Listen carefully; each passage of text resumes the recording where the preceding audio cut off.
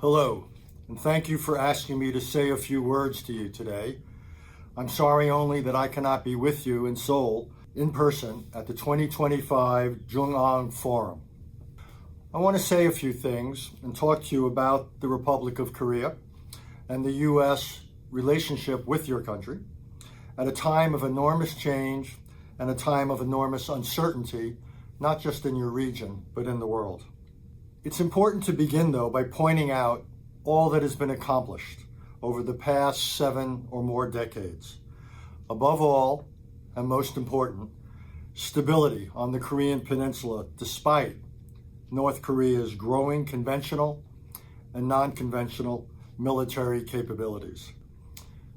There is as well the building of a context in which the Republic of Korea has thrived. You now have a democracy that is robust and resilient, and an economy that is among the 12 largest in the world. You have accomplished much, and there is much to be proud of. I also want to applaud successive governments of the Republic of Korea for their work on the relationship between your country and your neighbor Japan.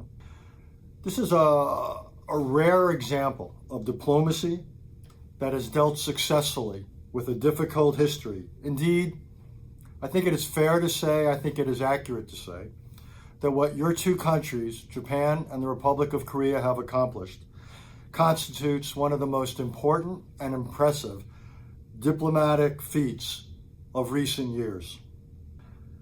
And I also want to acknowledge one more thing: the significant economic, military, and diplomatic coordination between our two countries, between the Republic of Korea and my country, the United States, not just locally on the peninsula, not just regionally, but increasingly across the globe and across a wide range of challenges.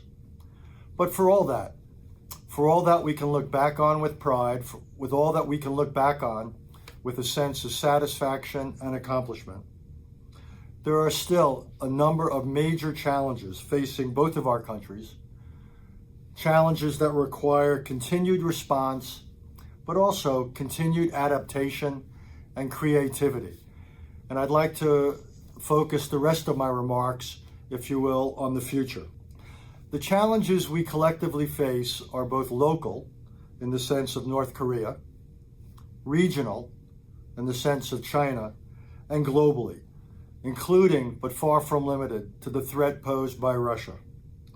There are also any number of global challenges, be they terrorism, poverty and development, and climate change.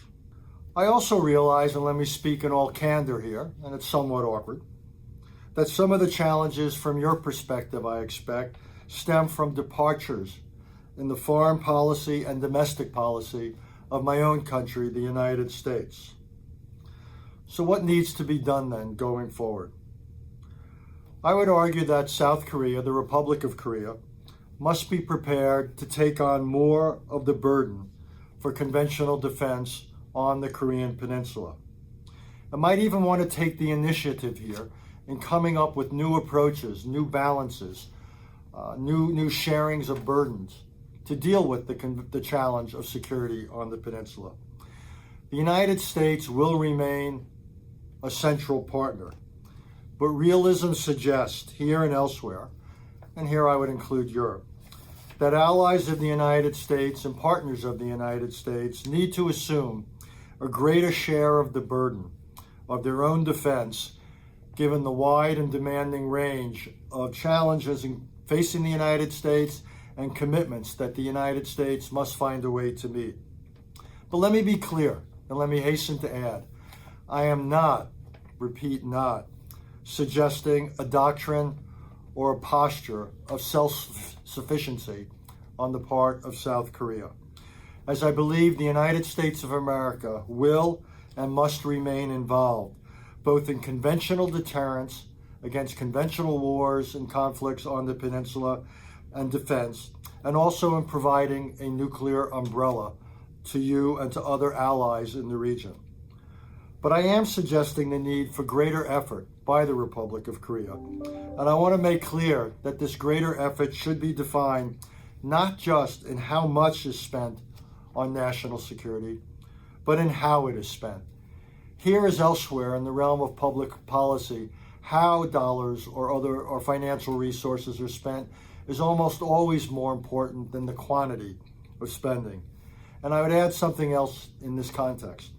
It is not just important, but it is essential that your country and mine study carefully recent experiences of conflicts in Ukraine and the Middle East and derive the right lessons about the role of new technologies and in particular, the role of highly capable unmanned systems such as drones. What is increasingly apparent is that the future of warfare will not simply be an echo or a replica of the past, even the recent past. It would also be wise for our two governments, along though with experts from both countries outside of government, such as many of you in this room and people such as myself in my country, to engage in regular dialogues on the future of our alliance and how we can work together, both to maintain stability on the peninsula, but also on maintaining stability in the region and beyond. South Korea, the Republic of Korea, needs to become a full-fledged regional and indeed global partner of the United States, including, and I realize this is sensitive, but including its potential role in all too imaginable contingencies involving China. I would also think, in this context, the Republic of Korea needs to continue to deepen its ties with other regional countries, including but not limited to Japan and Australia. Last, it is imperative that our two countries, the Republic of Korea and the United States of America, find new ways to cooperate in new areas, be it on shipbuilding, an area that has already received a welcome degree of attention, on developing and producing new generations of weaponry, on the production of the most advanced chips, on artificial intelligence, on a whole range of alternative energy. I would add to this that there is rare bipartisan support in my country, in the United States, for what many have described as the reindustrialization of the United States, in home-shoring of certain essential capabilities, of home-shoring critical parts of supply chains. And in all of this, the Republic of Korea has a critical and pivotal role to play with us. So in short, this relationship between the United States and South Korea continues to be vital to both countries, decades after it was forged.